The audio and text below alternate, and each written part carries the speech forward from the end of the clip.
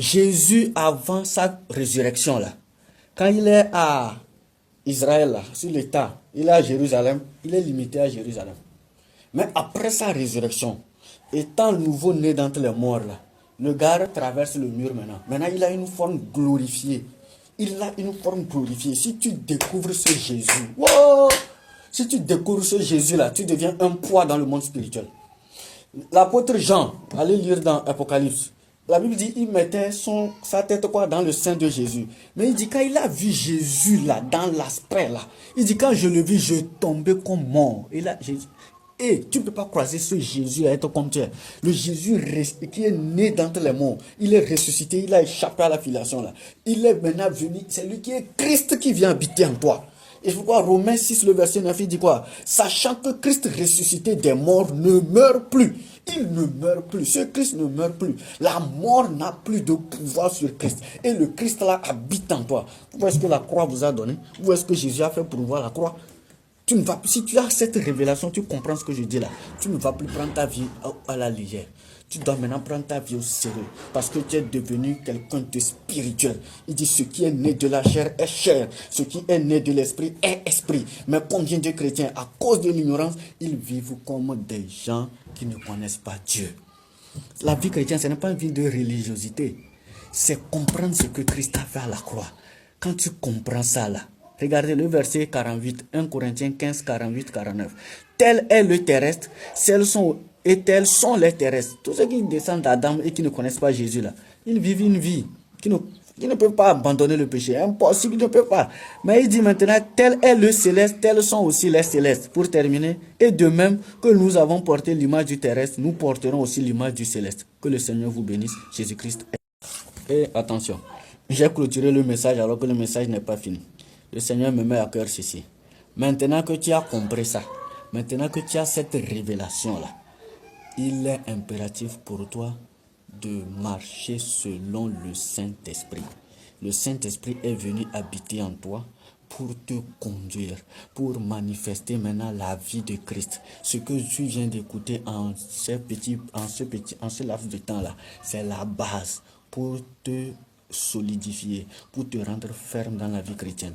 Maintenant, quand tu as compris ça, laisse le Saint-Esprit te conduire. Tu sais qui tu es en Christ. Tu sais qui tu as été délivré de la puissance des ténèbres. La malédiction n'a aucune... On ne peut pas te maudire. Il n'y a pas de malédiction sur toi. Il n'y a pas. Jésus t'a délivré. Galates 3, le verset 13. Il dit que quoi? Christ nous a racheté de la malédiction. Il faut vérifier ça. Christ nous a racheté de la malédiction, étant devenu lui-même malédiction. Parce que quoi? Et la Bible écrit, il est maudit quiconque est pendu au bois. Donc, comme la malédiction, celui qui est pendu au bois symbolisait la malédiction, Jésus, on l'a crucifié pour prendre quoi? Toute ta malédiction. Tu as été délivré de la malédiction. C'est pourquoi Ephésiens 1, le verset 3 dit quoi? Béni soit Dieu, le Père de notre Seigneur Jésus-Christ, qui nous a fait quoi? Qui nous a bénis de toutes sortes de bénédictions. Ou dans les lieux célestes en Christ. Je suis potentiellement béni. Maintenant, pour vivre cette bénédiction, je dois vivre en Christ. Je dois marcher selon Christ.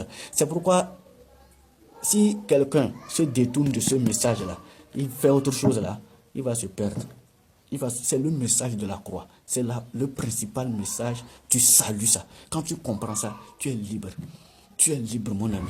Prends ta vie chrétienne au sérieux. Laisse le Saint-Esprit te conduire. Moi, même message là, il faut réécouter. Tu vas encore apprendre beaucoup.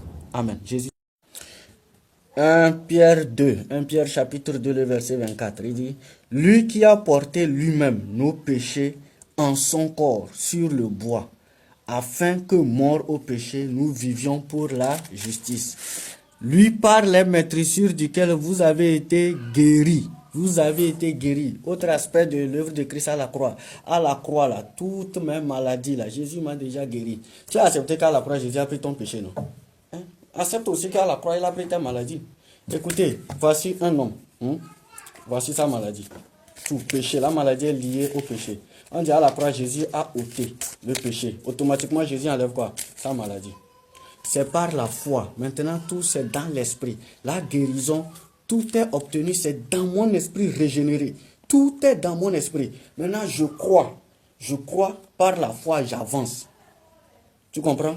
et le Saint-Esprit matérialise ça. Quand tu prends Romains 8, le verset 11, il dit quoi? Si l'esprit de celui qui a ressuscité Christ d'entre les morts habite en vous, celui qui a ressuscité Jésus d'entre les morts, rendra la vie ou bien donnera la vie à votre corps mortel. Je crois que quoi, par l'œuvre de Christ à la croix, il m'a déjà guéri ou bien. Mais peut-être je ne vois pas la guérison dans mon corps. Mais par la foi, je vois la guérison dans mon esprit. En agissant selon la parole. S'il y a des comprimés que je prends, je continue pas à prendre par la foi. Mais maintenant, c'est le Saint-Esprit maintenant qui fait quoi? Qui donne la vie à mon corps. Je m'appuie sur l'œuvre de Christ à la croix. Toute maladie dans votre corps, là, je proclame sa guérison maintenant. Ce cancer-là, je le maudis au nom de Christ Jésus. Cette douleur qui ne finit jamais là, j'annule son effet dans ta vie au nom de Christ Jésus. Par l'œuvre de Christ à la croix, tu as été guéri. Je proclame ta guérison. Reçois cela à cause de ce que Christ a fait à la croix. N'aie pas peur. Proclame cela. Appuie-toi sur ça. Agis. Jésus-Christ est Seigneur. Il est fidèle. Amen.